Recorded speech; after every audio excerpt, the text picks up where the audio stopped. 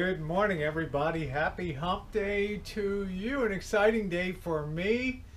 Less than a week after I sent the GoPro Hero 4 Silver camera off to the manufacturer under warranty. Sent it last Monday, and this Monday, a couple days ago, it arrived FedEx, so I'm very happy about that. I'm back in the game again.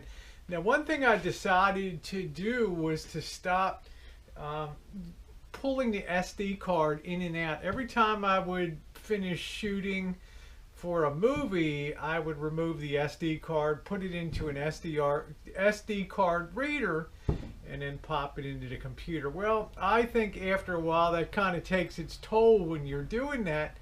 And I'm going to start now just using the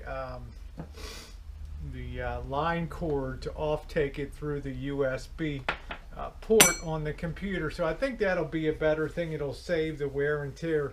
We got a little project today. One of my, I really like the wide angle Logitech webcam, and unfortunately one night I was doing a hangout and the computer fell off the side. My Lenovo X200 fell off the side, and it kind of crushed and offset the little USB plug in there, and it kind of rendered it useless. So what I'm trying to do now is I have a lot of USB extra ones here.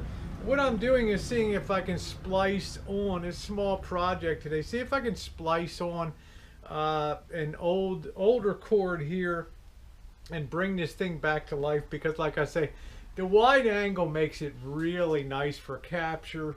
Things like photographs. This is the top of the line for Logitech, and if you're taking a photo after a video, you can zoom in and out with this unit. You can't do it with the 930E. You can only do it with the top of the line. You can see I have it taped. This thing has been through the wars, but it's held up really good, and I'd like to see if I could say it's a $120 unit, so I'd like to see if I can keep it going. So I'm going to do a little soldering. You can look down here at some of the connections that I'm beginning to make. I'm going to start with the outside jacket first and secure that, and I'm going to take my time and do the splicing one by one and do a really neat job. I don't want any interference. I don't want any problems with doing the connection here. So I'm just going to take my time one at a time and bring them together. Probably drop a little solder on them to make sure they're a good connection. Ultimately, I want to, once I determine that it's working, I want to tape the splices and everything, and I think she'll be good. Not the prettiest in the world, but I've got all the connections soldered onto the new USB plug. You can see the old one there got racked up pretty good when this thing fell over. So what I want to do now is get some of this heat shrink tubing and put it on and shrink it. This will prevent any short circuits here. So I'm going to cut small pieces and then work it over top of the splices here, and then we'll figure out how we're going to set this and tape it so we don't have any strain that pulls it apart or anything like that. Okay, so I'm going to go ahead now and I'm going to add the shrink tubing on it. I don't see any reason why it shouldn't work properly. I'm going to go ahead and do that now. Let's see, I'm just adding that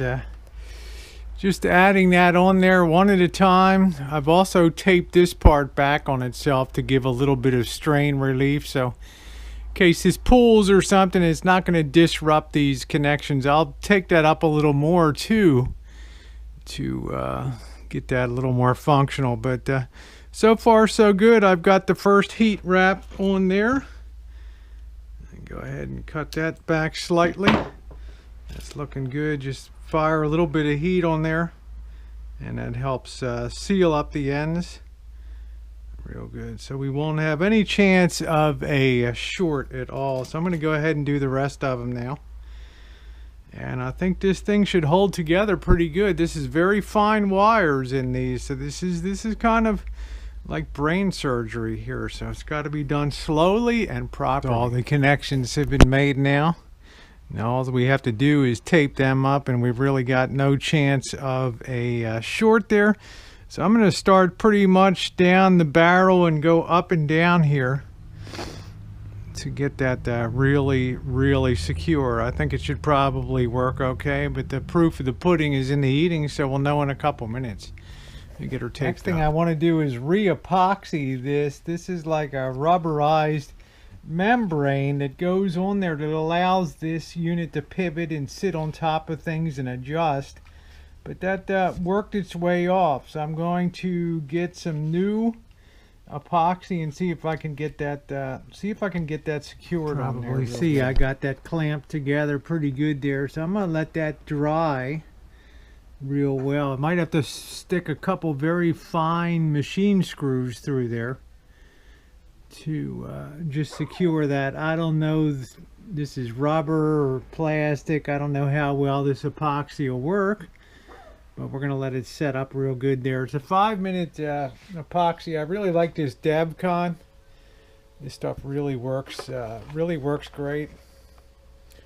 Cures quick and strong, which it does.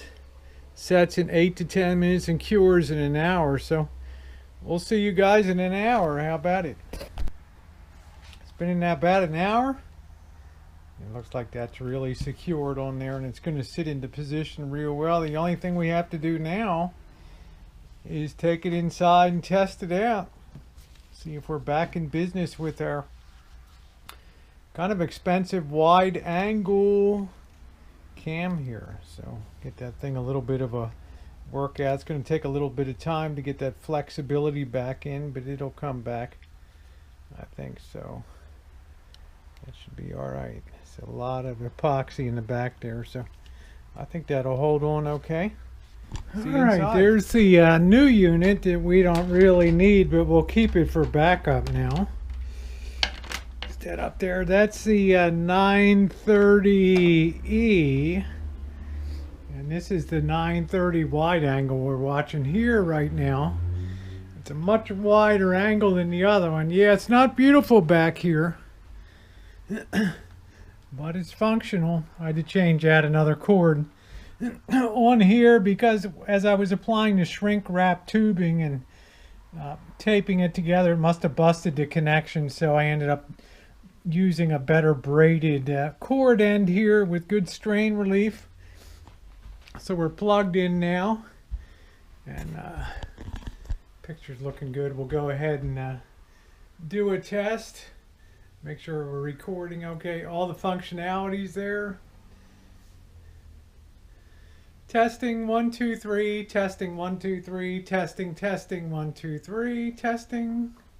You can also see over here we have all the functionality of the zoom feature is working. So this is really good news for me because I love using this wide angle, but I don't want to pay another $125 for a new one. So all right, so here's the playback.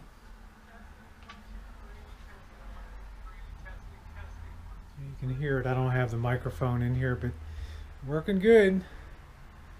I'll plug that in so you can hear it a little better. Testing 1 2 3, testing 1 2 3. Yeah, so that's gonna be great. So, you know, we have several different size formats that we can use on this, and it has the standard screen, which is the VGA, and we also have the wide screen, 320 by 180, and this goes up. I like the 720p, and you can see that goes out to wide angle there. So good. That's it. A little bit of fun today, and I'm really happy when I can do a repair project and recover a piece of equipment that I really liked having without having to go out and buy it again. And now, of course, I do have the backup webcam. I'll show you one more feature that I did.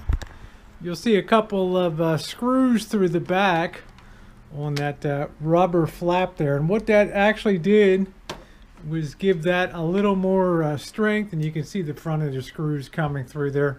But it'll keep that rubber flap that allows this thing to rotate to different positions.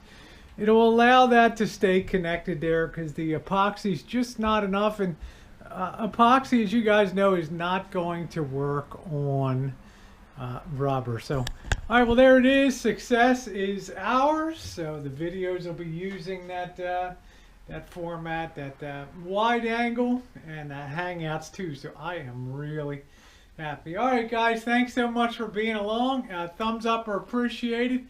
Another successful repair project here on the Rancho.